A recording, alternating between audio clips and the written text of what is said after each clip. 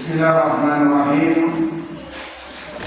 Assalamualaikum warahmatullahi wabarakatuh. Alhamdulillah, al-wahidul qahhar, al-azizul ghaffar, yukawwirul laila wan nahar, wa khalaqal insana lil-ibtilai wal ikhtibar. Liyabluwa ibadahu ayyuhu ahsanu amala fayakunu minal akhyar wa ayyuhu aswa'u amala fayakunu min firaqil ashrar. Asyhadu an la ilaha illallah wahdahu la syarika lah wa asyhadu anna Muhammadan abduhu wa rasuluh la nabiyya wa la rasula ba'da. Allahumma shalli ala Muhammadin wa ala alihi wa sahabatihi ajma'in, amma ba'du. Allahumma anfa'na bima 'allamtana wa 'allimna ma yanfa'una wa zidna 'ilman, walhamdulillah ala kulli hal, wa na'udzu billahi min hali ahli nar.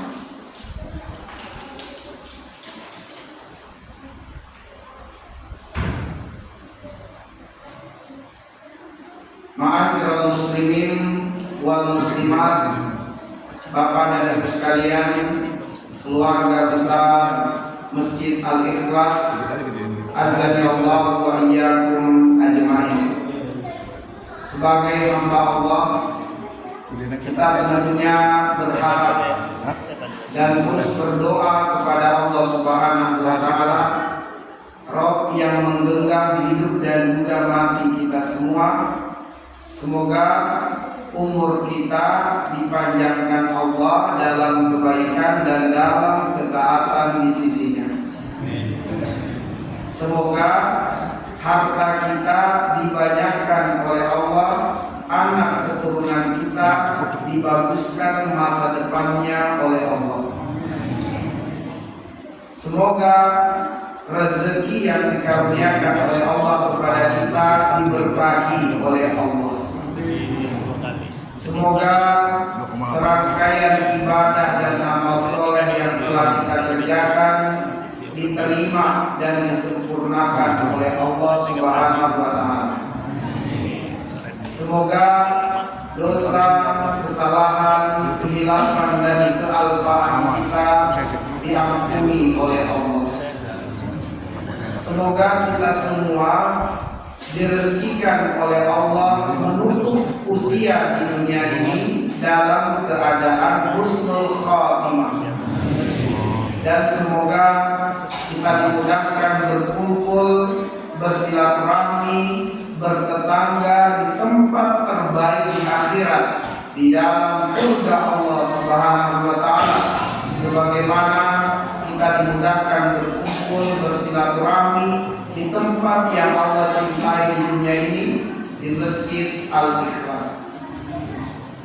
Ma'asyiral muslimin wal muslimat, ayah dan bunda sekalian, azani Allah wa iyyakum ajmain. Insyaallah bersama-sama pada malam hari ini kita merenungi dan mentadabburi satu ayat yang sering dimunculkan atau disampaikan oleh para duat, oleh para penceramah, khususnya di bulan yang kita berada di dalamnya saat ini, bulan Rabiul Awal, yaitu surah Al-Ahzab, surah yang ke-33, ayat yang ke-21. Dan dari ayat ini kita ketengahkan judul keteladanan yang sempurna. Kita ambil pada penggalan dari ayat yang mulia ini, uswatun hasanah, teladan yang sempurna. Adapun bunyi ayatnya sebagaimana yang dibacakan oleh ananda kita tadi, firman Allah, laqad kana lakum fi rasulillahi uswatun hasanah liman kana yarjullaha wal yawmal akhir wa dzakarallaha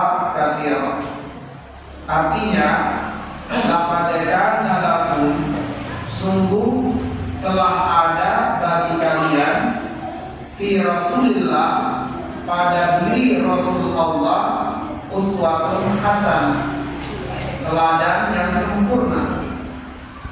Liman kana yarjullaha, bagi siapa yang mengharapkan Allah, wal yaumal akhir, bagi siapa yang mengharapkan kesuksesan di akhirat, wa dzakarallaha katsiran, dan bagi siapa yang banyak berzikir menyebut nama Allah. Ma'asyiral muslimin wal muslimat, ayah dan bunda sekalian, kalau kita perhatikan bagian awal ayat, laqad kana lakum fi Rasulillah, sungguh telah ada bagi kalian fi Rasulillah, pada diri Rasul Allah. Siapakah Rasul Allah yang dimaksudkan di dalam ayat ini?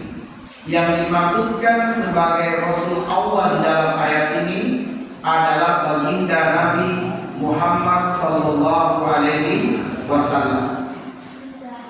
Nabi Muhammad sallallahu alaihi wasallam dilahirkan di muka bumi ini dengan tujuan pembebasan atau penyelamatan manusia, bertujuan untuk mengeluarkan manusia dari kegelapan menuju kepada cahaya. Dan ini terdapat di dalam surat At-Tolak, surat yang ke-65, di ayat yang ke-10 dan ayat yang ke-11. Di bagian akhir ayat 10 Allah berfirman, qad anzalallahu ilaikum dzikra, sungguh kami telah menurunkan di tengah-tengah kalian wahai manusia dzikra, peringatan. Dan salah satu bentuk peringatan yang diturunkan Allah di tengah-tengah manusia adalah Rasulullah, seorang Rasul, yaitu baginda Nabi Muhammad sallallahu alaihi wasallam. Yatlu alaikum ayatillahi mubayyinat, di mana baginda Nabi Muhammad sallallahu alaihi wasallam itu membacakan ayat-ayat Allah kepada manusia mubayyinat, dengan terang, dengan jelas, dengan rinci. Liyukhrijal ladzina amanu wa 'amilus shalihat, untuk dikeluarkan siapa saja yang membenarkan Allah sebagai Rabb, membenarkan Muhammad sallallahu alaihi wasallam sebagai Rasul, membenarkan Al-Qur'an sebagai kitab Allah, maka mereka yang beriman lalu beramal soleh akan dikeluarkan minaz zulumat. Zulumat dalam bentuk jamak, kegelapan, ila nur, kepada cahaya, tapi nurnya dalam bentuk tunggal, bukan dalam bentuk jamak. Allah tidak mengatakan minaz zulumat ilal anwar, tidak, tapi Allah mengatakan minaz zulumat ilal nur, dari kegelapan kepada satu cahaya. Kenapa saya katakan minaz zulumat, kegelapan, ada 3 kali saya mengulang kegelapan? Itu karena merujuk pada firman Allah di dalam Al-Quran. Ada 20 ayat yang menjelaskan banyak manusia terjatuh dan terperangkap ke dalam 3 kegelapan. 20 ayat di dalam Al-Quran memberitahukan kepada kita bahwa manusia banyak yang terjatuh dan terperangkap ke dalam 3 kegelapan. 20 ayat berulang-ulang hanya menyebutkan 3 kegelapan. Yang pertama kata Allah, walakinna aktsaran nas la yu'minun, kebanyakan manusia tidak beriman. Artinya banyak manusia yang terjatuh dan terperangkap ke dalam kegelapan kekafiran.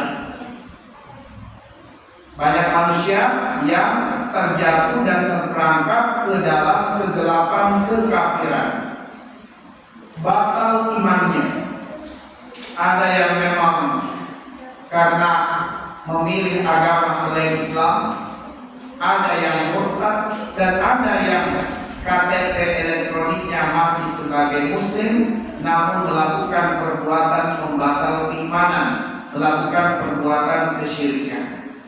Dan banyak manusia seperti ini. Yang kedua, walakinna aktsaran nas la yashkurun. Kebanyakan manusia, kata Allah, tidak pandai bersyukur atau tidak pandai berterima kasih kepada Allah. Berarti banyak manusia yang terjatuh dan terperangkap ke dalam kegelapan kekufuran. Yang ketiga, walakinna aktsaran nas la ya'lamun. Kebanyakan manusia tidak berilmu, atau banyak manusia yang terjatuh dan terperangkap ke dalam kegelapan kejahilan, kegelapan kebodohan. Nah, inilah kebanyakan manusia di dalam Al-Quran. Kebanyakan manusia terjatuh dan terperangkap kepada tiga kegelapan. Makanya Allah mengatakan minaz zulumat, bukan minaz zulmi, bukan dari kegelapan, tapi minaz zulumat, dari kegelapan. Ilan nur, di mana Nabi mengeluarkan manusia yang mau mengikuti ajaran beliau dari tiga kegelapan ini kepada satu sumber cahaya, bukan kepada anwar, tapi kepada nur. Artinya sumber cahaya itu bukan banyak tapi satu, yaitu Islam.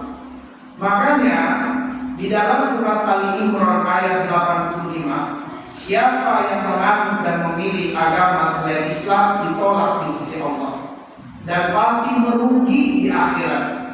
Allah berfirman, "Wa may yabtaghi ghairal islami dinan falan yuqbal minhu wa huwa fil akhirati minal khasirin." Siapa yang memilih agama selain Islam, agama itu ditolak, tidak diterima oleh Allah, dan di akhirat nanti dia pasti merugi karena akan dihinakan di dalam neraka. Nauzubillahi min dzalik. Maka ma'asyiral muslimin, sumber cahaya itu hanya satu, yaitu Islam.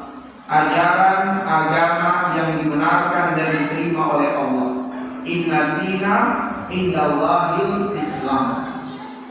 Beruntung dan bersyukurlah kita ditakdirkan Allah terlahir dari rahim wanita muslimah, sehingga kita berpeluang besar untuk mengenal Islam, belajar Islam, sampai detik hari ini kita masih diberikan nikmat Islam oleh Allah Subhanahu wa Ta'ala, dan ini nikmat yang besar. Ma'asyiral muslimin, azanillahu wa iyyakum. Bagaimana cara Nabi mengeluarkan manusia dari kegelapan menuju kepada cahaya? Apa metodenya Rasulullah? Metode Nabi dalam mengeluarkan manusia dari kegelapan kepada cahaya disebutkan di dalam surat Al-Jumu'ah, surat yang ke-62, di ayat yang kedua. Ternyata ada tiga metode Nabi dalam upaya mengeluarkan manusia dari tiga kegelapan. Allah berfirman, "Walladzi ba'atsa fil ummiyina rasulan minhum yatlu 'alaihim ayatihi wa yuzakkihim wa yu'allimuhumul kitaba wal hikmah wa in kanu min qablu lafi dhalalin mubin." Maka kita perhatikan bagian akhir ayat, wa in kanu min qablu lafi dhalalin mubin.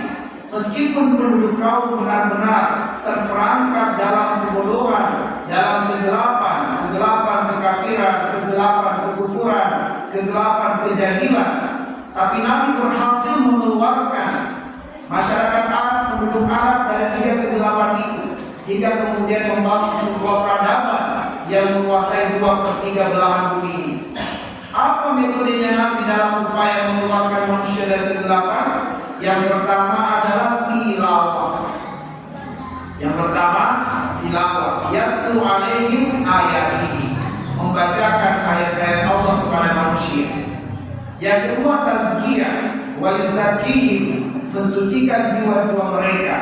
Dan yang ketiga ta'lim, wa yu'allimuhumul kitab wal hikmah, mengajari mereka hukum-hukum, syariat-syariat yang terdapat di dalam Al-Quran dan juga yang terdapat di dalam As-Sunnah. Maka inilah tiga metode Nabi. tilawah, tazkiyah, dan juga taklim. Nah, salah satu bentuk tilawah, tazkiyah, dan taklim adalah seperti pengajian yang kita lakukan hari ini atau yang dilakukan pada waktu-waktu sebelumnya, atau mungkin ada kajian rutin entah setiap pekan, setiap bulan, atau pada momen-momen ada liburan atau libur hari besar Islam. Maka ini adalah di antara bentuk tilawah, tazkiyah, dan taklim. Sebab tilawah kita sampaikan, kita bacakan, kita perdengarkan ayat-ayat Allah untuk ditadabburi dan ditafakuri. Lalu kemudian dengan ayat-ayat Allah kita bersihkan hati, kita tanamkan pemahaman kepada umat, dan dengan taklim kita ajarkan hukum-hukum syariat yang terkandung pada ayat-ayat Allah. Sehingga dengan 3 metode ini Nabi SAW dengan izin Allah berhasil mengeluarkan manusia dari kegelapan kepada cahaya. Ma'asyiral muslimin, kalau Nabi SAW dilahirkan dengan misi penyelamatan, misi pembebasan, misi mengeluarkan manusia dari kegelapan kepada cahaya, maka kelahiran Nabi di muka bumi merupakan nikmat terbesar bagi umat Islam. Nikmat, sebab Nabi diutus untuk tujuan menyelamatkan kita. Maka kelahiran Nabi merupakan nikmat yang harus kita syukuri. Karena kelahiran Nabi merupakan nikmat terbesar bagi umat ini, maka kelahiran Nabi itu merupakan salah satu dari harinya Allah Subhanahu wa Ta'ala. Mari perhatikan surat Ibrahim ayat yang kelima. Allah berfirman, "Wa dzakirhum bi ayyamillah, inna fi dzalika la ayatin likulli sabarin syakur." Ingatkan mereka tentang hari-hari Allah. Sungguh pada hari-hari Allah itu terdapat tanda-tanda kebesaran Allah bagi hamba-hamba Allah yang banyak bersabar dan banyak bersyukur. Apa hari-hari Allah? Buka tafsir surat Ibrahim ayat 5. Kita akan dapatkan di sana makna bahwa hari-hari Allah adalah hari di mana Allah memberikan nikmat terbesar pada manusia. Dalam konteks ayat itu berkaitan dengan Bani Israel, hari Allah kepada Bani Israel adalah hari diutus Musa untuk menyelamatkan Bani Israel dari kezaliman Fir'aun. Hari Allah kepada Bani Israel adalah hari di mana Allah membelah lautan untuk mereka, menyelamatkan mereka dan menenggelamkan Fir'aun. Hari Allah kepada Bani Israel adalah hari di mana Allah menurunkan manna wassalwa sebagai makanan langsung dari surga. Hari Allah bagi Bani Israel adalah hari di mana Allah menaungi perjalanan mereka dengan awan mengikuti mereka sehingga mereka tidak merasakan panas terik dalam perjalanan dari Mesir ke Palestina. Itu adalah hari Allah kepada mereka. Dan hari Allah kepada mereka adalah hari di mana Allah menurunkan kitab Taurat kepada mereka. Jadi masihlah muslimin, hari Allah adalah hari di mana Allah memberikan nikmat terbesar kepada Bani Israel dalam konteks ayat surat Ibrahim ayat 5. Maka hari Allah adalah termasuk di dalamnya hari di mana Allah berikan nikmat terbesar kepada kita. Dan salah satu nikmat terbesar yang Allah berikan kepada kita, kelahiran baginda Nabi Sallallahu Alaihi Wasallam. Namun masihlah muslimin, yang perlu untuk kita garis bawahi, kalau kita memiliki kitab Sirah Nabawi di rumah kita, di antara kitab Sirah Nabawi yang banyak diterjemahkan dan banyak beredar di rumah kaum muslimin adalah kitab Sirah Nabawi Rohibul Mahtum, atau yang ditulis oleh Syekh Mubarak Furi. Nah, kitab ini banyak diterjemahkan dan kemudian banyak dibaca oleh kaum muslimin. Dan tentu ada kitab-kitab Sirah Nabawi yang lainnya yang ditulis oleh Ibnu Hazm yang juga banyak beredar di kalangan kaum muslimin. Ala kulli hal, coba kita lihat buku kitab Sirah Nabawi yang kita punya di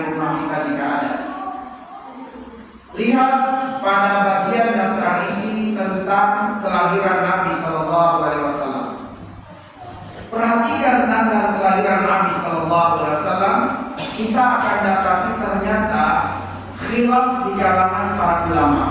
Apa itu khilaf? Terjadi perbedaan di kalangan para ulama tentang tanggal kelahiran Nabi Sallallahu Alaihi Wasallam. Sepakat para ulama tentang hari lahirnya Nabi hari Senin di tahun Gajah. Tetapi para ulama ternyata berbeda pendapat dalam penetapan tanggal kelahiran Nabi. Ada yang berpendapat tanggal 8 Rabiul Awal, ada yang berpendapat tanggal 10 Rabiul Awal, ada yang berpendapat tanggal 12 Rabiul Awal, ada yang berpendapat tanggal 19 Rabiul Awal, dan ada yang berpendapat tanggal 22 Rabiul Awal. Meskipun kita masyarakat Indonesia banyak yang memilih pendapat tanggal 12 Rabiul Awal, tapi kita tidak boleh menafikan, tidak boleh menolak atau mengingkari akan adanya pendapat para ulama yang lainnya, khususnya ulama-ulama ahli sejarah dengan riset dan penelitian mereka, bahwa ternyata ada penanggalan lain untuk kelahiran Nabi. Ada yang sebelum tanggal 12 Rabiul Awal, ada yang bahkan sesudah 12 Rabiul Awal. Tapi sepakat seluruh ulama ahli sejarah, sepakat tidak ada yang berselisih bahwa Nabi wafat di tanggal 12 Rabiul Awal. Itu sepakat. Tapi mengenai tanggal kelahiran Nabi khilaf di kalangan para ulama. Namun ma'asyiral muslimin azza Allah wa iyyakum ajmain. Kalau kemudian mengaitkan dengan apa yang kami sampaikan tadi, adalah bahwa kelahiran Nabi merupakan kenikmatan terbesar bagi umat ini. Apakah kita harus memperingati kelahiran Nabi? Kami sudah kaitkan ayatnya surat Ibrahim ayat yang kelima, wa zakirhum bi ayyamillah, ingatkan mereka tentang hari-hari Allah. Artinya hari kelahiran Nabi harus diperingati. Tapi ma'asyiral muslimin adalah bahwa mengenai tanggal kelahiran Nabi khilaf di kalangan para ulama. Dan sinilah kita harus mulai menarik sebuah kesimpulan, adalah bahwa berbicara tentang sejarah dalam Islam itu penekanannya bukan waktu dan tempat, tapi berbicara tentang sejarah Islam esensinya adalah peristiwanya. Sehingga di dalam Al-Quran begitu banyak sejarah yang diceritakan oleh Allah, tidak jelas waktunya kapan, tempatnya di mana, sehingga menyebabkan khilaf di kalangan para ulama. Namun ketika kita berbicara sejarah Islam, penekanan yang mendasar itu adalah peristiwa. Tapi ini yang banyak dilupakan oleh kaum muslimin. Artinya apa? Memperingati kelahiran Nabi itu bukan memperingati tanggal kelahiran. Sebab kalau kita memperingati tanggal kelahiran, khilaf di kalangan ulama yang mana yang benar. Tapi kita sepakat bahwa Nabi terlahir di muka bumi. Entah itu tanggal berapa, kita harus memperingati kelahiran Rasulullah Sallallahu Alaihi Wasallam. Jadi bukan memperingati tanggal kelahiran, sebab kalau kita peringati tanggal kelahiran, maka kita akan memperingatinya sekali setahun. Padahal memperingati kelahiran Nabi artinya setiap hari, setiap menit, setiap waktu, setiap tempat, setiap sikon kita harus memperingati kelahiran Nabi. Contoh, Nabi Sallallahu Alaihi Wasallam, salah satu kegembiraan beliau dan kesyukuran beliau dilahirkan di hari Senin, maka beliau berpuasa di hari Senin. Maka Nabi bersyukur dan bergembira dengan hari kelahirannya di hari Senin, maka beliau berpuasa di hari Senin. Bukan hanya berpuasa sekali setahun, tapi berpuasa setiap hari Senin. Maka memperingati kelahiran Nabi, kita peringati sejarah peristiwa Nabi dilahirkan di muka bumi untuk apa dan tujuannya seperti apa. Nah karena itulah ma'asyiral muslimin, memperingati kelahiran Nabi Sallallahu Alaihi Wasallam adalah sebagaimana yang dijelaskan di dalam surat Al-Ahzab ayat 21, yaitu laqad kana lakum fi Rasulillahi uswatun hasanah.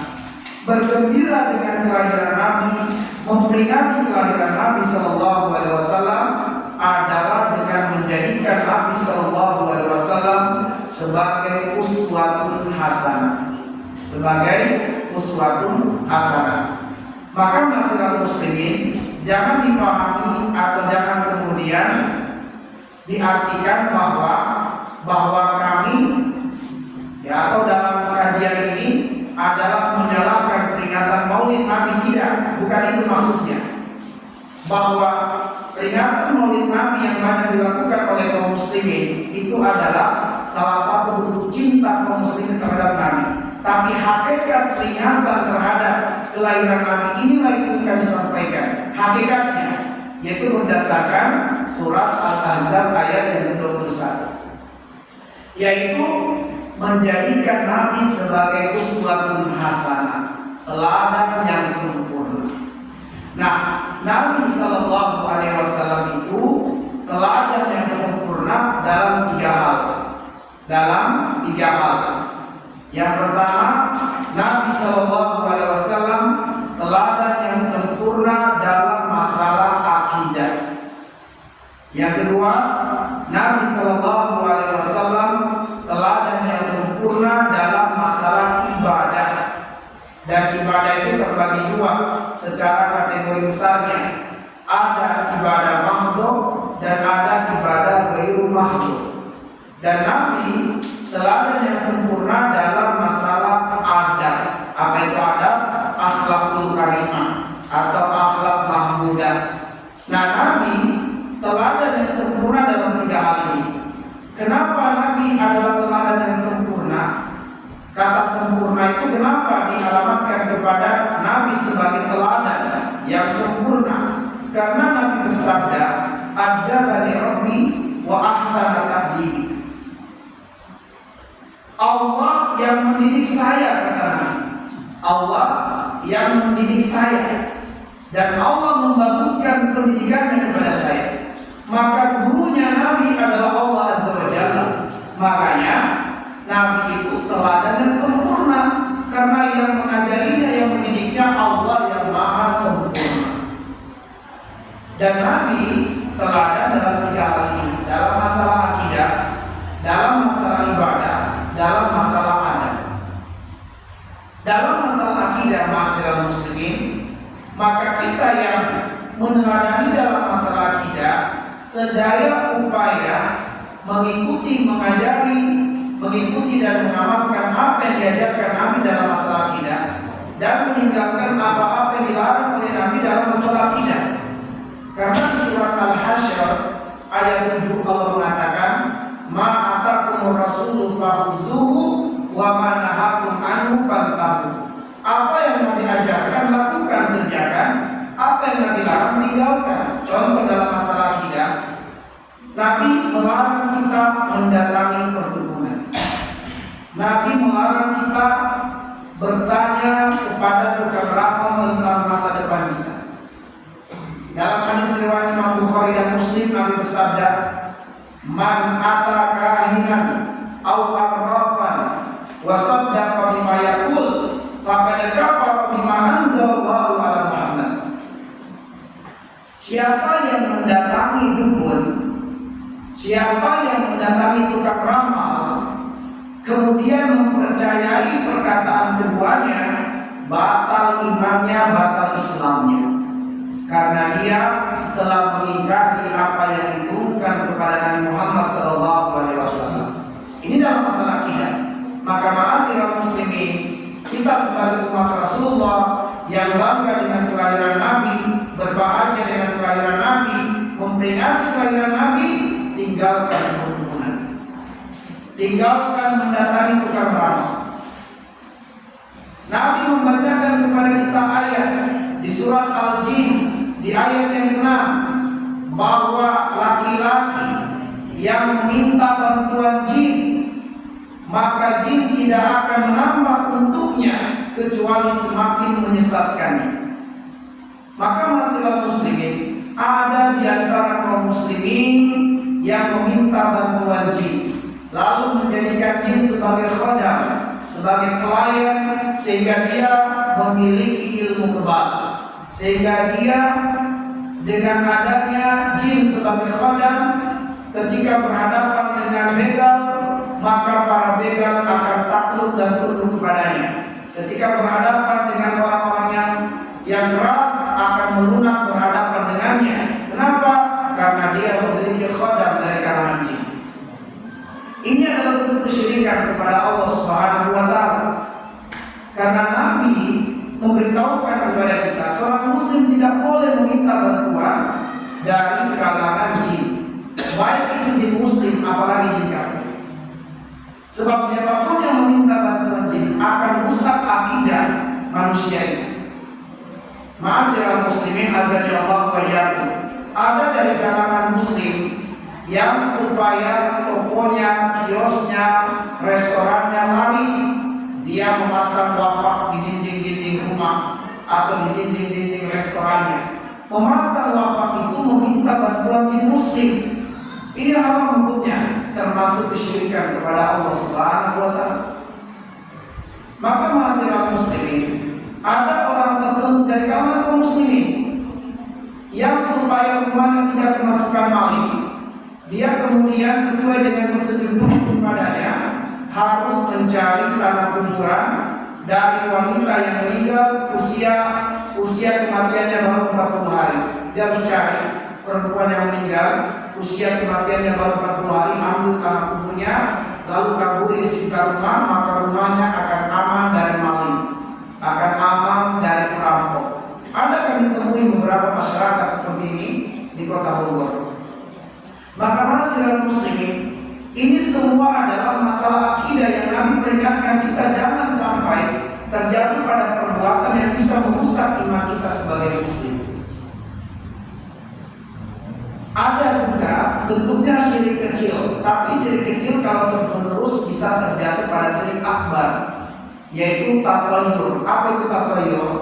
Ada sebagian masyarakat muslim kita menggantungkan nasib baik dan nasib buruk pada situasi dan kondisi, pada waktu, pada tempat, dan pada angka. Contohnya, ada sebagian muslim yang menggantungkan nasib baik dan buruknya di hari itu adalah dengan ketika dia bangun di subuh hari, dia harus memeriksa di lubang hidungnya ini mana yang lebih longgar pernafasannya. Apakah lubang hidung kanan atau lubang hidung kiri? Kalau lubang hidung kanan yang lebih longgar, diperiksa. Kalau lubang hidung kanan terasa lebih longgar, nafas keluar, maka dia akan meletakkan kaki pertama di lantai, dan dia akan meyakini akan muncul hari itu dilaluinya. Kalau lubang hidung kiri yang terasa lebih longgar, kaki kiri yang akan pertama kali menapak di lantai. Yang sedih dan parah kalau kedua hidungnya tersumbat, dia akan turun dari tempat hidungnya. Nah, ada itu namanya tatayur, menggantungkan nasib baik nasib buruk pada keadaan. Ada yang mengatakan jangan keluar rumah jika sedang berbunyi, tidak boleh seperti itu, namanya tatayur. Ada muslim sebelum dia keluar rumah untuk suatu urusan, dia buka pintu rumahnya, melihat keluar. Apa yang dia cari, apa yang dia ingin lihat? Ternyata dia mencari burung. Kalau burung yang pertama kali dia lihat terbang ke kanan, dia optimis hari itu akan muncul. Tapi kalau dia melihat burung terbang ke kiri, dia optimis akan muncul hari itu. Makanya dia tidak akan keluar. Nah, ini namanya tatayur, syirik kepada Allah Subhanahu wa Ta'ala, menggantungkan nasib baik nasib buruk pada terbangnya burung di pagi hari. Ada yang bertatayur dengan angka, ada istilah angka sial. Makanya di beberapa link yang kita lihat kebetulan membuat link itu misalnya adalah orang yang bertatayur dengan angka sial, maka mereka bertatayur dengan angka sial itu angka 3 dan angka 13. Kalau kita dapati ada link lantai 1, lantai 2A, lantai 2B, lantai 4, ya ini artinya membuatnya ini bertatayur dengan angka 3 sebagai angka sial. Ada juga yang bertatayur dengan angka 13 sebagai angka sial. Jadi kalau kemudian di bangunan itu sampai 20 lantai misalnya, maka lift itu nanti 12A, 12B, tidak ada angka 13-nya. Karena dia bertatayur angka 13 sebagai angka sial.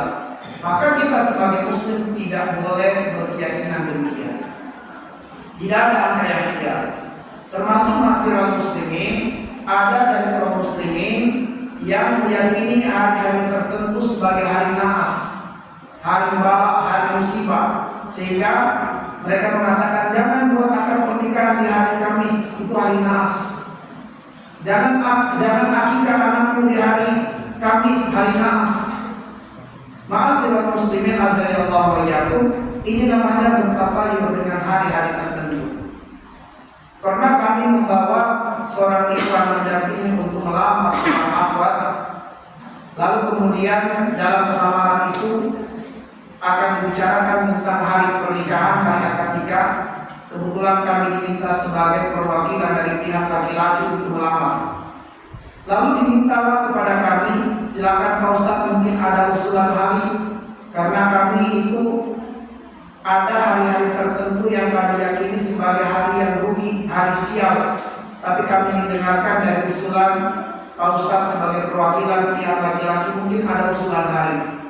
Maka saya pada saat itu membacakan surat Al-Asr, wal asri innal insana lafi khusr illa alladziina amanu wa 'amilus shalihat wa tawassaw bil haqq wa tawassaw bis sabr. Kami sampaikan sedikit tentang ayat itu, bahwa setiap hari kita akan merugi. Setiap hari kita akan merugi. Setiap hari kita ditimpa dengan bala, musibah, kalau kita tidak beriman, tidak beramal soleh, dan tidak berdakwah. Sehingga kami katakan, insya Allah selagi kita semua beriman dan beramal soleh, semua hari adalah hari baik. Bahkan ketika kita ditimpa musibah pun, pada hari tertentu musibah itu bagi seorang mukmin penggugur dosa. Musibah itu sebagai peningkat derajat, musibah itu sebagai pelipat gandaan pahala, musibah itu sebagai penguat kesabaran. Maka bagi seorang muslim tidak ada hari sial. Hari sial itu bagi yang tidak beriman kepada Allah. Hari sial itu bagi yang tidak beramal soleh. Maka kami katakan hari apapun insya Allah kami ridho, sebab semua hari adalah terbaik bagi muslim, bagi hamba Allah. Hanya saja izinkan kami memilih waktu di mana ketika terjadi si muslimah atau calon mempelai wanita dalam keadaan tidak haid atau tidak datang bulan. Itu aja harinya sebenarnya. Pilihkan kami hari di mana calon mempelai perempuan tidak dalam keadaan haid, tidak dalam keadaan datang bulan. Kalau bisa hari setelah haidnya atau masih jauh hari sebelum haidnya. Pilihkan hari itu. Jadi masyarakat muslimin, ternyata ada muslim yang bertabayun dengan hari-hari tertentu sebagai hari naas. Maka sekali lagi bahwa kita tidak mengenal istilah hari naas. Tapi kalau berbicara hari rugi, setiap hari kita rugi kalau kita tidak beriman dan tidak beramal soleh. Ini contoh dalam masalah akidah. Nabi teladan dalam masalah ibadah. Ibadah itu ada makhluk, ada ghairu makhluk. Apa itu ibadah makhluk? Ibadah makhluk itu adalah hubungan penghambaan langsung seorang hamba kepada Allah. Contoh seperti sholat, puasa, zakat, haji, umrah. Itu namanya ibadah makhluk. Maka ibadah makhluk lakukan kalau ada dalil, lakukan kalau ada dasarnya. Contoh masalah muslimin di dalam kitab Al-Bidayah wal Mujtahid, di mana kitab ini adalah Bidayah dan Mujtahid, merupakan kitab pandangan para mazhab, ya, kitab pandangan mazhab dalam masalah fikih. Artinya adalah bahwa kita boleh mengamalkan suatu amalan kalau ada dalilnya dalam Islam, kalau ada dasarnya, meskipun berbeda dengan kaum muslimin yang lain, yang penting ada dasarnya. Contoh misalnya dalam masalah takbir. Dalam masalah takbir, Nabi mengajarkan kepada kita boleh melafazkan kalimat takbir bersamaan dengan gerakan takbir. Misalnya, lafaz dan gerakan bersamaan, Allahu Akbar, itu namanya bersamaan. Boleh lafaz dulu baru gerakan takbir, Allahu Akbar. Boleh juga gerakan dulu baru lafaz takbir, Allahu Akbar. Maka boleh kita pilih salah satunya karena ada dasarnya, ada dalilnya. Di dalam gerakan takbir juga berdasarkan riwayat-riwayat yang sahih yang jelas dari beberapa pandangan mazhab, maka gerakan takbir telapak tangan ini menghadap kiblat, terbuka menghadap kiblat, tidak terlalu tegak, tidak terlalu teregangkan, santai saja. Pertama, posisinya sejajar dengan telinga dan boleh ibu jari menyentuh telinga seperti ini. Nah, sejajar ini menghadap kiblat. Riwayat yang lain boleh di depan dada dalam keadaan telapak tangan tetap menghadap kiblat. Allahu Akbar. Dan boleh kedua telapak tangan menghadap ke arah sujud seperti ini. Ma'asyiral muslimin, boleh kita lakukan. Salah satu darinya ada dasarnya, ada dalilnya. Ketika kita bersedekah juga, maka pertama telapak tangan kanan itu tepat di atas punggung telapak tangan kiri seperti ini posisinya. Boleh tepat di atas dada, di bawah dada, dan paling minimal adalah di atas pusar. Jangan di bawah pusar, jangan antara pusar dan kemaluan, tapi paling minimal di atas pusar. Boleh naik sampai ke dada, bukan di bawah dagu, ya, tapi di atas dada. Silakan saja, ada dasarnya. Boleh juga posisi bersedekah itu pergelangan tangan bertemu dengan pergelangan tangan, dan posisinya bisa seperti ini, bisa telunjuk lalu 3 jari merangkul dengan ibu jari merangkul lengan seperti ini. Boleh seperti ini, boleh merangkul. Ada dasarnya. Dan boleh seperti ini. Boleh merangkul. Boleh seperti ini, boleh merangkul. Yang tidak boleh, Allahu Akbar. Ini tidak ada dasarnya. Maka silakan kita lakukan kalau ada dalilnya. Ada yang bertakbir masyarakat muslimin seperti memalu. Allahu Akbar. Boleh kalau ada dasar. Tapi kalau tidak, tinggalkan. Dan kita menemukan ada dasarnya bertakbir seperti itu, maka tinggalkan yang tidak ada dalilnya, tidak ada dasarnya. Tapi kalau ada dasarnya, tidak mengapa berbeda. Kita berlapang dada dengan berbeda. Namun kaidahnya al-adatu muhakkamah.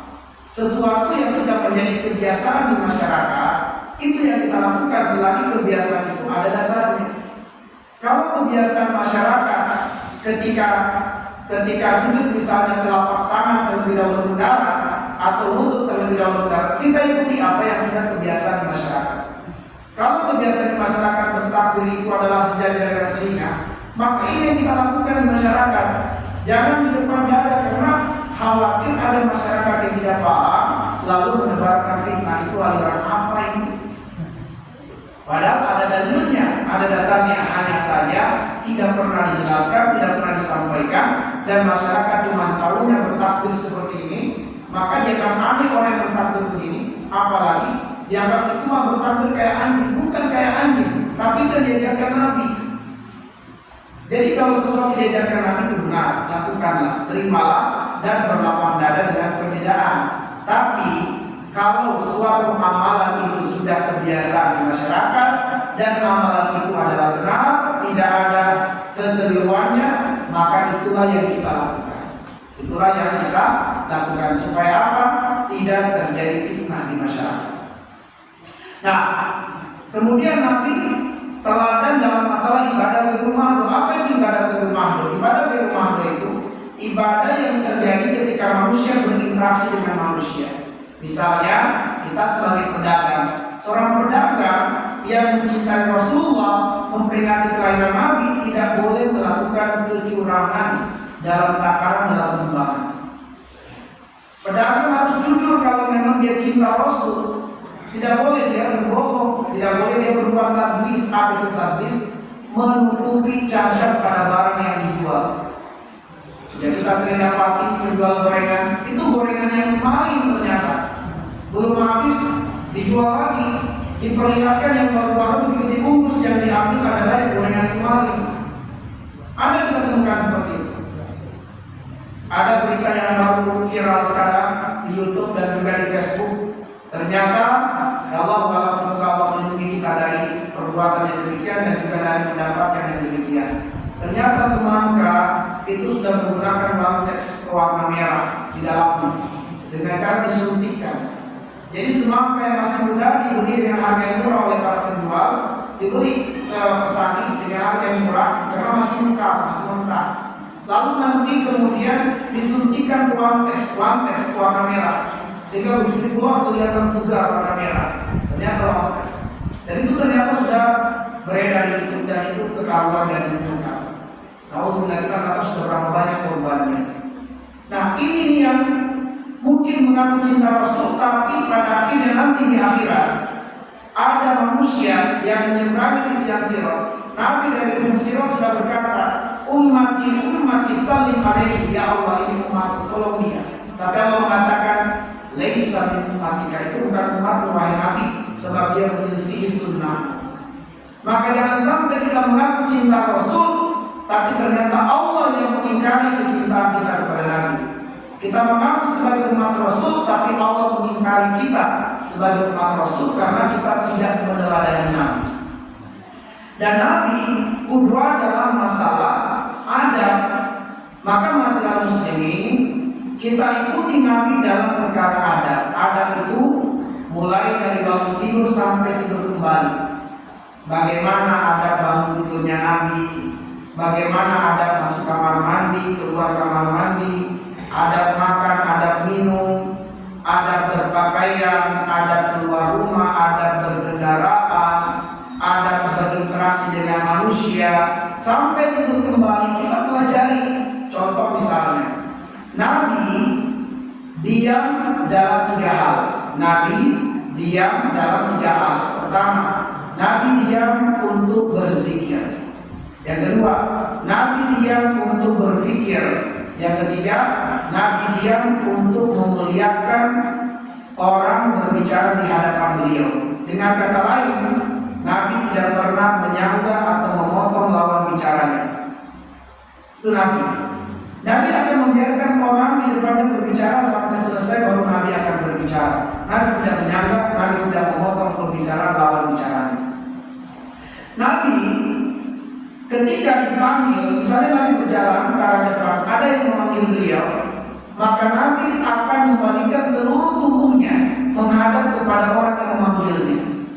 Kalau kita seringkali dipanggil, yang kita balikkan apa? Kepala kita saja beroleh begini. Padahal Nabi seluruh tubuhnya dibalikkan. Nabi kalau bertamu di rumah sahabatnya, beliau tutup pintu, mengucapkan salam, lalu sahabat penghuni rumah, mungkin dia sama-sama mengenali suara Nabi sehingga bertanya, siapa di luar? Maka Nabi tidak sungkan untuk mengatakan, saya Muhammad bin Abdullah. Nabi tidak malu memperkenalkan dirinya. Seringkali kita merasa orang ini ketika kita misalnya telepon Nabi, tiba-tiba orang di balik telepon berkata, mohon maaf, dengan siapa? Masa tidak mengenal saya? Saya. Coba lihat, Nabi ditanya oleh sahabatnya yang tidak mengetahui kalau Nabi yang sedang mengetuk pintu rumah, Nabi tidak malu mengatakan saya adalah Muhammad. Tapi kalau kita seringkali lewat telepon, masa kamu tidak kenal saya? Ya, inilah adab. Bagaimana kita belajar adab dari Nabi SAW. Kemudian kata Nabi, al-muslim la yazlim, seorang muslim tidak boleh berdusta. Seorang muslim tidak boleh berbohong. Baik. Nah, ma'asyiral muslimin azza wa jalla, inilah qudwah keteladanan pada Nabi, yaitu dalam masalah akidah, ibadah dan juga adab. Kemudian di bagian akhir ayat Allah mengatakan, liman kana yarjullaha wal yawmal akhir wa dzakarallaha katsiran. Bahwa Allah mengatakan, adapun hamba-hamba Allah atau umat Rasulullah yang jujur, yang benar-benar mencintai Nabi, yang sungguh-sungguh meneladani Nabi, itu ternyata 3 cirinya. Yang serius, yang sungguh-sungguh mencintai Nabi, bergembira dengan kelahiran Rasul, kata Allah ada 3 cirinya. Yang pertama, liman kana yarjullah, bahwa yang akan mengikuti Nabi adalah orang yang mengharapkan Allah. Mengharapkan Allah itu ada 2, mengharapkan Allah di dunia dan mengharapkan Allah di akhirat. Mengharapkan Allah di dunia artinya mengharapkan cinta dan ridho Allah. Untuk mendapatkan cinta dan ridho Allah di dunia, rumusnya hanya satu, ikuti Nabi, itu aja rumusnya. Kalau kita meneladani Nabi di dunia ini, Allah pasti mencintai dan ridho dengan kita. Dalilnya surat Al-Imran ayat 31. Allah berfirman, "Qul in kuntum tuhibbunallah fattabi'uni yuhibbukumullah." Kalau kalian benar-benar cinta kepada Allah, ikuti Nabi Muhammad SAW, maka Allah akan cinta dan ridho kepada kalian. Mengharapkan Allah di akhirat artinya mengharapkan perjumpaan dengan Allah, melihat wajah Allah. Melihat wajah Allah di akhirat itu artinya masuk surga. Karena melihat wajah Allah merupakan puncak kenikmatan di dalam surga. Nabi bersabda, "Man ahabba liqa Allah, ahabba Allah liqa'ahu. Wa man kariha liqa Allah, fakariha Allah liqa'ahu." Siapa yang cinta berjumpa dengan Allah, Allah pun sangat cinta berjumpa dengannya. Siapa yang tidak berangan-angan melihat wajah Allah di akhirat, Allah pun tidak sudi untuk melihatnya di akhirat. Hanya saja, siapa yang tidak melihat wajah Allah di akhirat, itu artinya kekal di dalam neraka. Nah, pertanyaannya, bagaimana supaya kita bisa melihat wajah Allah di akhirat? Untuk bisa melihat wajah Allah di akhirat, rumusnya ada di surat Al-Kahfi ayat 110. Surat Al-Kahfi ayat 110 Allah berfirman, "Faman kana yarju liqa'a rabbih falyamal 'amalan shalihan wa la yusyrik bi ibadati rabbih ahada." Siapa saja yang mengharapkan berjumpa dengan Allah, melihat wajah Allah, lakukan dua hal kata Allah. Pertama, falyamal 'amalan shalihan, lakukan amal soleh. Yang kedua, wa la yusyrik bi ibadati rabbih ahada, jangan lakukan kesyirikan. Melakukan amal soleh itu artinya meneladani Nabi dalam masalah ibadah. Lalu kemudian jangan lakukan kesyirikan, artinya meneladani Nabi dalam masalah akidah. Berarti rumus berjumpa dengan Allah di akhirat adalah meneladani Nabi SAW. Maka siapa yang mengharapkan Allah di dunia dan di akhirat, rumusnya meneladani Nabi dalam masalah akidah, dalam masalah ibadah, dan dalam masalah akhlak atau adab. Kemudian, siapa yang menginginkan kesuksesan di akhirat, bahwa yang diakui Allah secara jujur bahwa dia benar-benar mencintai Rasul, berbahagia dengan kelahiran Nabi, memperingati kelahiran Nabi, adalah yang menginginkan kesuksesan di akhirat. Apa itu kesuksesan di akhirat? Kesuksesan di akhirat adalah selamat dari neraka dan masuk surga. Dasarnya surat Al-Imran 185. "Faman zuhziya 'anil nar wa udkhilal jannah faqad faz." Siapa yang selamat dari neraka dan masuk ke dalam surga, itulah sebenar-benar keberuntungan. Apa rumusnya untuk beruntung di akhirat? Rumusnya untuk beruntung di akhirat terdapat di dalam surat Al-Ahzab ayat yang ke-71. "Wa may yuti'illaha wa rasulahu faqad faza fawzan 'azima." Ternyata untuk mendapatkan keberuntungan di akhirat, rumusnya adalah dengan mentaati Nabi SAW, meneladani Nabi SAW. Maka kalau pengen beruntung di akhirat, rumusnya teladani Nabi SAW. Lalu yang ketiga, yang diakui Allah sungguh-sungguh meneladani Nabi, sungguh-sungguh bergembira dengan kelahiran Rasul, adalah wa dzakarallaha katsiran, banyak mengingat Allah. Banyak mengingat Allah merupakan ciri mukmin sejati. Karena yang diperintahkan untuk banyak mengingat Allah itu mukmin sejati. Dalilnya surat Al-Ahzab ayat yang ke-41. Allah mengatakan, "Ya ayyuhalladzina amanu uzkurullaha dzikran katsiran." Wahai orang-orang yang beriman, sebutlah nama Allah sebanyak-banyaknya. Maka hanya orang yang beriman yang diberi perintah untuk menyebut nama Allah sebanyak-banyaknya. Maka orang yang banyak menyebut nama Allah itulah mukmin sejati. Bedanya dengan orang munafik. Orang munafik di dalam surat An-Nisa ayat 142 Allah mengatakan, "Wala yazkurunallaha illa qalila." Orang munafik tidak mengingat Allah kecuali sedikit.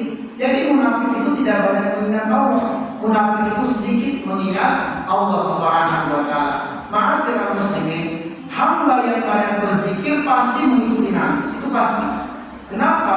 Karena Nabi mengajari kita dalam beradab keseharian untuk selalu mengawali ucapan dan perbuatan dengan nama Allah.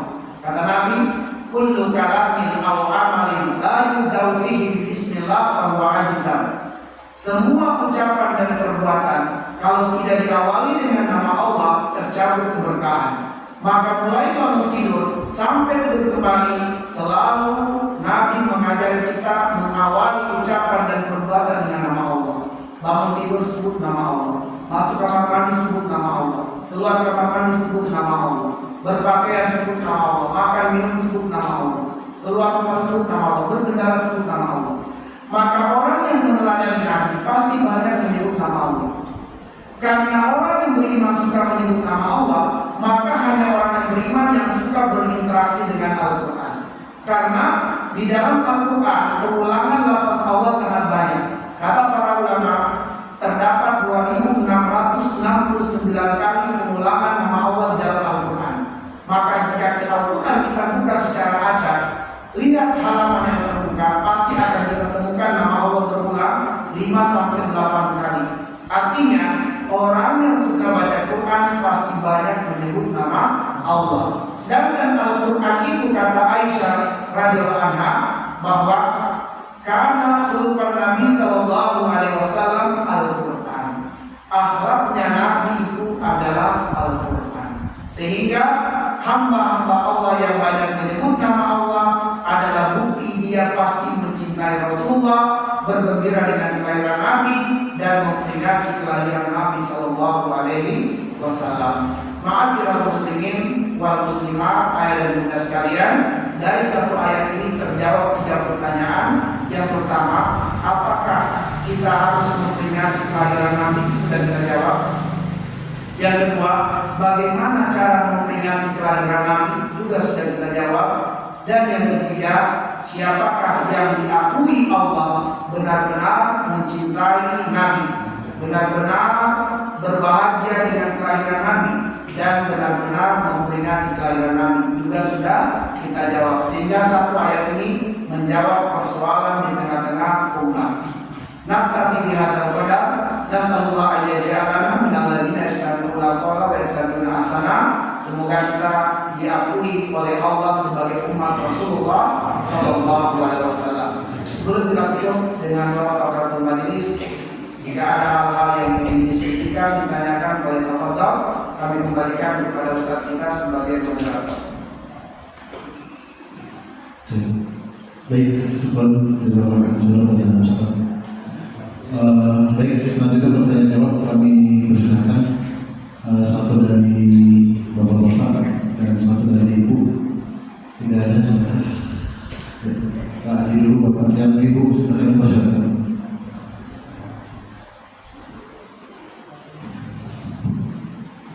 Bismillahirrahmanirrahim. Assalamualaikum warahmatullahi wabarakatuh. Demikian banyak, demikian luas wawasan Pak Ustaz yang disampaikan pada malam hari ini tentang uswatun hasanah Rasulullah. Mungkin saya hanya ingin pertanyakan, Pak Ustaz menemui satu kasus menghadapi pernikahan seorang anak. Itu baru hari baik. Pertanyaan saya adalah, budaya kita tentang kelahiran Rasulullah, tanggalnya saja kelahirannya tidak benar, tapi wafatnya adalah 12 Rabiul Awal. Lama sekali. Yang saya ingin tanyakan, kebiasaan masyarakat memperingati hari ulang tahun kelahiran anaknya, siapalah, mungkin berapa pun masih diperingati. Ini bagaimana hukumnya? Yang kedua, dan hari kelahiran kita ulang tahun anak, siapapun lah, anak atau apa aja. Bahkan dalam tahun ini di situ ada Yudin dan sebagainya. Yang kedua, pernikahan. Bagaimana hukumnya kalau pernikahan dua adik kakak yang umurnya hampir sama, tapi mungkin jodoh Allah lain dan menentukannya, adiknya dulu atau kakaknya dulu. Ini sering dipertahankan, nggak boleh melangkahi, dilangkahi kakaknya. Yang kedua, dalam pernikahan itu tidak boleh menikah bulan tertentu. Kemudian tidak boleh menikahkan anak 1 tahun 2 kali. Ini kebiasaan ini. Mohon jawabannya, apakah ini ada contohnya bersama? Terima kasih. Assalamualaikum warahmatullahi wabarakatuh.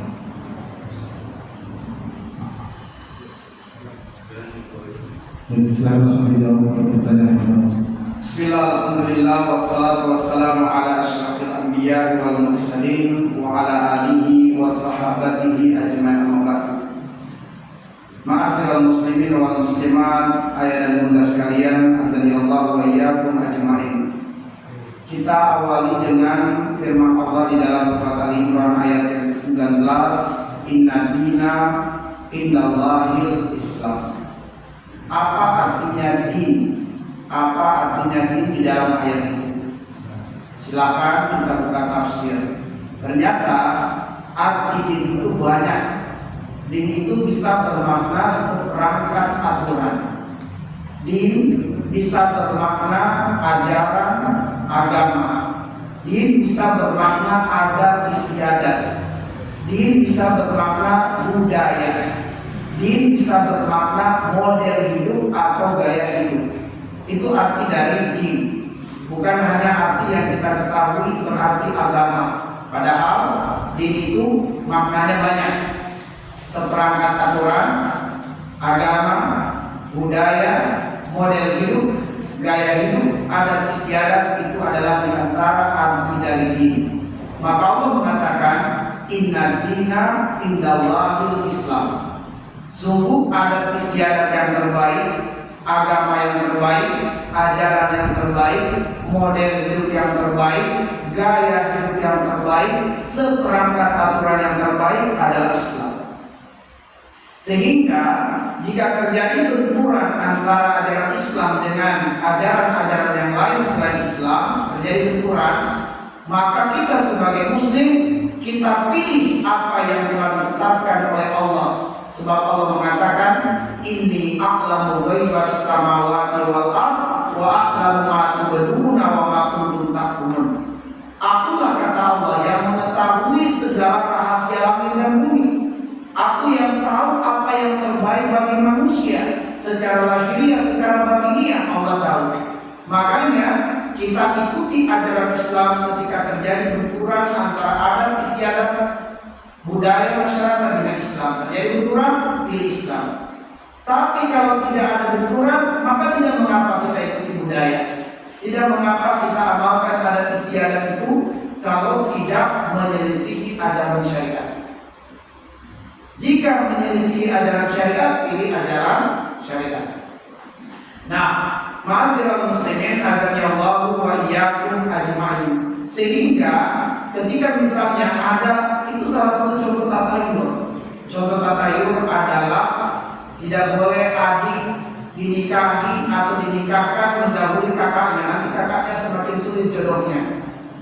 Kakaknya dulu yang harus dinikahkan. Sehingga akhirnya adik sudah ketemu jodoh tapi tidak segera dinikahkan dikarenakan kakak yang belum ketemu jodohnya. Akhirnya si laki-laki yang tadinya ingin menikah sang adik, karena ditunda harus kakak dulu yang diselamatkan, sang laki-laki menikah dengan wanita lain, kedua-duanya anak ini, lalu perempuan ini kakak beradik akhirnya belum nikah-nikah dulu. Padahal masalah muslimin azanillahu wa iyyakum, tidak ada ajaran Nabi yang demikian. Nabi mengatakan, jika telah datang kepada seorang laki-laki yang telah meridhoi akhlaknya, engkau telah meridhoi agamanya, maka nikahkan dia dengan salah satu dari putri. Contohnya apa? Pelajaran di mana? Di dalam surat Al-Qasas dari ayat 24 sampai dengan ayat yang ke-30, kisah tentang Nabiullah Syuaib yang memiliki 2 orang putri kakak beradik. Lalu kemudian Musa alaihissalam yang datang di negeri Madian seorang diri karena dia melarikan diri dari negeri Mesir. Saat itu Musa belumlah sebagai rasul, belum diangkat sebagai rasul, masih manusia biasa. Dia mengumpul salah seorang laki-laki Mesir dengan sekali pukul meninggal. Musa ketakutan dan segera lari, meninggalkan Mesir menuju ke negeri Madian. Hartanya hanya pakaian di badan. Sampai di negeri Madian dalam keadaan fakir, dalam keadaan miskin, tidak ada apa-apa, bertemulah dengan 2 orang wanita, di mana ayah dari kedua wanita ini adalah seorang nabi, yaitu Nabiullah Syuaib. Usianya sudah sangat lansia, sudah sangat tua, sudah sangat uzur. Karena itulah 2 putrinya yang menggembalakan kambing. Nah, tatkala Musa membantu 2 orang wanita ini dan akhirnya kemudian Musa alaihissalam diundang oleh Nabiullah Syuaib bertamu ke rumahnya. Maka Syuaib meminta kepada Musa untuk Musa bekerja kepadanya selama 8 tahun, mengembalakan kambing dan berkebun, dan sebagai hadiahnya adalah Musa disuruh memilih. Engkau boleh memilih salah satu dari 2 putriku yang engkau ingin nikahi. Silakan. Siapa darinya yang ingin engkau nikahi? Apakah yang kakak atau yang adik? Disuruh pilih. Tidak ada ketentuannya kamu nikahi yang kakak dulu baru yang adik. Enggak. Disuruh milih Musa itu. Nanti bukan tafsir Ibnu Katsir. Baca, ada penjelasannya di surat Al-Qasas dari 24 sampai 30. Maka Nabi sudah mengatakan, sebagai upahnya aku nikahkan engkau dengan salah satu putri yang kamu sukai. Pilih. Tapi Musa kemudian memilih sang kakak. Kenapa? Karena sang kakak inilah yang kemudian menjemput Musa dalam kesendirian di negeri Madian itu. Ketika Musa berdiam diri di sebuah pohon, tiba-tiba datang seorang wanita yang berkata kepadanya, sungguh ayahku mengundang engkau untuk bertamu ke rumahku. Maka kemudian Musa mengikuti perempuan itu, dan itulah yang dipilih oleh Musa sebagai istrinya. Tapi yang kita garis bawahi adalah Nabiullah Syuaib menawarkan salah satu dari 2 putrinya, di mana Musa boleh memilih. Tidak ada tatayur di situ. Tidak ada yang persyarat kamu harus nikahi yang kakaknya dulu, nggak ada. Boleh Musa memilih salah satu dari keduanya, meskipun Musa memilih sang kakak. Dikatakan Musa melihat dialah yang menjumpai saya pertama kali. Baik. Nah, sehingga tidak ada dalam ajaran Islam harus kakak dulu nikah baru kemudian sang adik, atau jika adik yang lebih dahulu nikah akan menghalangi meski sang kakak itu tidak benar. Rezeki kita di tangan Allah Al-Qawiyyul Matin. Rezeki kita di tangan Allah yang Maha Kokoh. Tidak ada yang mampu mengambil rezeki kita, sebab rezeki kita di tangan Allah, bukan di tangan yang lainnya. Maka ma'asyiral muslimin, azani Allah wa iyyakum ajmain. Sudah kita jawab untuk pertanyaan ini, adalah berarti bahwa tidak benar adanya ketentuan mesti kakak dulu yang menikah baru adik. Jika kakak yang didahulukan maka akan aman dan selamat. Jika adik yang didahulukan akan ada bala, akan ada bencana, atau sang adik akan menjadi penghalang meski sang kakak itu tidak benar. Dan ini adalah salah satu bentuk tatayur bertentangan dengan ajaran Nabi dalam masalah akidah. Kemudian ma'asyiral muslimin, dalam kaitannya dengan ulang tahun kita bergembira dengan bertambahnya usia. Tapi sebenarnya kalau kita renungi surat Al-Anbiya ayat yang pertama, Allah mengatakan iqtaraba lin-nasi hisabuhum wa hum fi ghaflatin mu'ridun. Telah sangat dekat bagi manusia kematiannya, tapi manusia tetap saja berbuat lalai, bahkan manusia tetap saja berbuat dosa. Jadi ma'asyiral muslimin, iqtaraba lin-nasi hisabuhum, telah dekat kematian bagi setiap hamba. Kita duduk di sini dari jam 8 sampai sekarang 1 jam, itu bukan menjauhkan kita dari kematian, semakin dekat kematian. Jarak kita dengan kematian telah berkurang 1 jam, artinya semakin dekat kita dengan kematian. Makanya Allah menggunakan kata iqtaraba, artinya kematian itu sesuatu yang dituju. Sesuatu yang dituju tidak dikatakan jauh, tapi sesuatu yang dituju dikatakan dekat. Bertambahnya usia kita bukan menjauhkan kita dari kematian, semakin dengan kematian. Sehingga bertambahnya usia harus semakin bagus muhasabahnya. Apa yang membuat manusia berbuat lalai? Apa yang membuat manusia berbuat dosa? Kata Allah di dalam surat Al-Ma'arij ayat yang ke-6 dan ayat yang ke-7, innahum yarawnahu ba'ida wa narahu qariba. Yang membuat manusia berbuat lalai bahkan berani berbuat dosa karena menyangka umurnya panjang. Innahum yarawnahu ba'ida. Mereka melihat umurnya masih panjang, masih jauh dari kematian. Wa narahu qariba. Padahal kami melihat umurnya telah semakin sedikit. Usianya bertambah, tapi umurnya semakin berkurang. Imam Hasan Al-Basri mengatakan, innama anta ayyuhal insan adadun idza amadallaka yawman faqad madha ba'dhum. Hasan Al-Basri mengatakan, wahai manusia, kalian itu hanyalah kumpulan hari-hari. Jika berlalu satu hari untuk kalian, maka berkuranglah jatah hari yang tersisa untuk kalian, hingga datang satu masa tidak ada lagi jatah hari untuk kalian, itulah kematian. Jadi kalau kita mendengarkan nasihat Imam Hasan Al-Basri ini, perumpamaannya seperti sapu lidi, di mana hari-hari yang membangun umur kita adalah jumlah bilahan lidi di dalam satu utas tali. Utas tali itulah umur kita. Lalu hari demi hari yang kita lalui itu bagikan satu demi satu lidi yang kita cabut, kita keluarkan dari utas tali, hingga akan datang satu masa tidak lagi tersisa satu bilahan lidi dalam satu utas tali. Itulah kematian. Bahwa bertambah usia kita, semakin berkurang jatah hari hidup kita di dunia ini. Bagi yang sudah usia kepala 6, itu berarti jatah hidupnya di dunia sudah semakin sedikit. Karena Nabi mengatakan rata-rata umur umatku antara 60 dan 70. Rata-rata. Ada yang lebih, ada yang kurang, tapi rata-rata umur umatku antara 60 dan 70. Itu rata-rata umur Nabi. Sehingga yang usia kepala 6 bersyukurlah, tetapi jatah hidup di dunia sudah semakin sedikit. Maka ma'asyiral muslimin azza Allah wa iyyakum, bagaimana dengan memperingati kelahiran sendiri? Nah, ma'asyiral muslimin, pertama ini masuk ke dalam bab muamalah. Apa itu muamalah? Al-aslu fiha al-ibaha hatta yadulla dalil ala tahrimiha. Hukum asal muamalah itu boleh sampai ada dalil yang mengharamkannya. Maka memperingati hari kelahiran dalam rangka bersyukur ditambah usia Allah, alhamdulillah, bergembira. Maka sampai pada tahap itu sah-sah saja. Sebagai bentuk usia yang bertambah, dia pengen memberi makan kepada orang lain, boleh-boleh saja, tidak ada masalah, itu muamalah. Tapi jika ada unsur-unsur yang masuk di dalamnya, yang dia menjadi tasyabbuh ala kufar, itu bisa menyebabkan haram.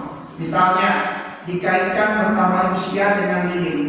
Apa hubungannya? Ternyata kalau kita baca sejarah, ketika di Eropa ada virus yang sangat mematikan dan banyak orang yang meninggal, maka mereka karena menyembah api, menyembah majus, agar beragam majusi, mereka menyalakan api. Nah, ini kemudian ternyata mereka yang menyalakan api terus-menerus, mereka yang banyak selamat dari virus tersebut. Akhirnya mereka mensyukuri pertambahan usia mereka karena selamat dari kematian dengan menyalakan api, sebagai bentuk persembahan mereka kepada api yang mereka sembah. Nah, ini namanya adalah tasyabbuh. Dan Nabi melarang kita tasyabbuh di qaumin bahwa minhum. Siapa yang bertasyabbuh, menyerupai, mengikuti suatu ajaran yang bukan Islam, maka dia akan dikelompokkan ke dalamnya. Maka silakan kita syukuri bertambahnya usia kita. Kita syukuri nikmat pernikahan kita yang keberapa, tidak ada masalah. Sebab dia bab muamalah, nggak ada larangan di sana. Lakukan saja, lakukan dengan melakukan kebaikan tentunya. Tapi begitu ada unsur-unsur tasyabbuh itu yang haram. Acara tiup-tiup lah, ya. Apa hubungannya? Acara pakai trompet itu sudah bertasyabbuh dengan kufar, di mana mereka melakukan itu ada sejarahnya, ada ritualnya, dan itu tidak boleh. Tapi kalau kemudian ada bertambah usia, kita buat acara syukuran, bersedekah ke yatim apa, kita undang saudara tetangga, kita makan bersama, labas, tidak ada masalah di sini. Dan ini masalahnya mu'amal. Allahu a'lam bishawab. Ya, baik. Beberapa pertanyaan terakhir dari Ibu perpustakaan, jika ada. Ya, cukup. Ya, yang kalau sudah cukup, kami mohon ditutup dengan doa saja. Mari kita sempurnakan pertemuan kita pada malam hari ini dengan berdoa kepada Allah Subhanahu wa Ta'ala. Mari kita tegakkan tangan kita tundukkan hati dan pikiran kita hadirkan kekhusyuan dan ketawaduan. Semoga segala hajat kita diterima oleh Allah, segala ketakutan dan kesedihan kita dihilangkan oleh Allah Subhanahu wa Ta'ala.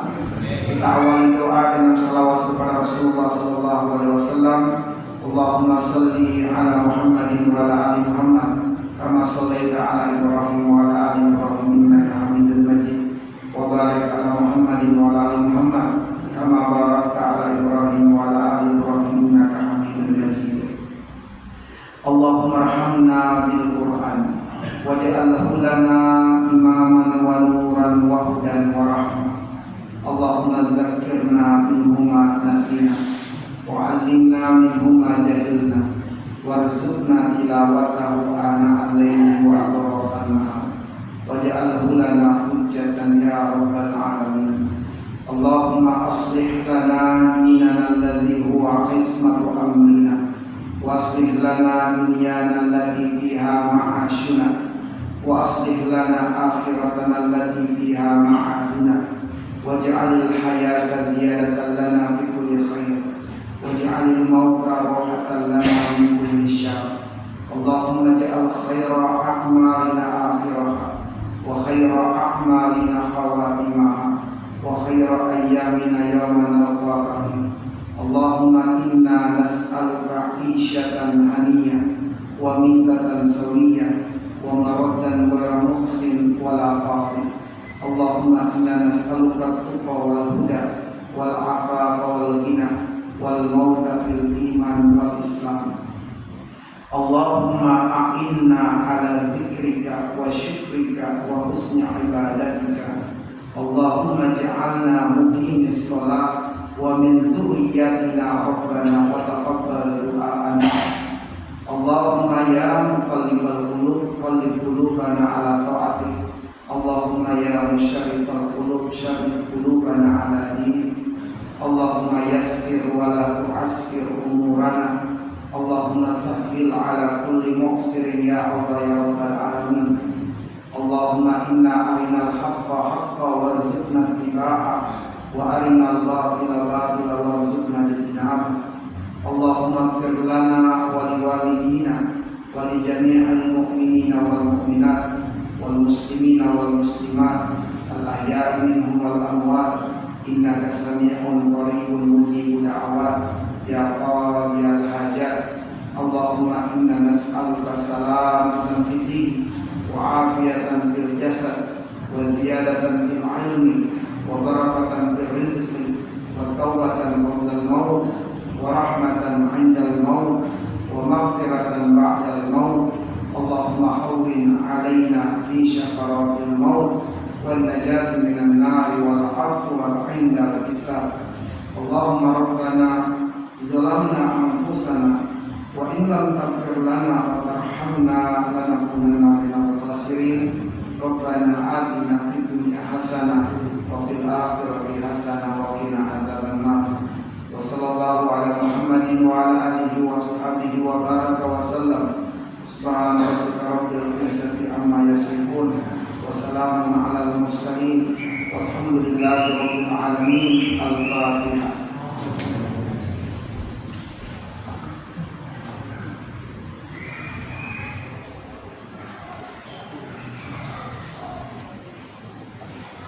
Amin ya Allah. Assalamualaikum warahmatullahi wabarakatuh.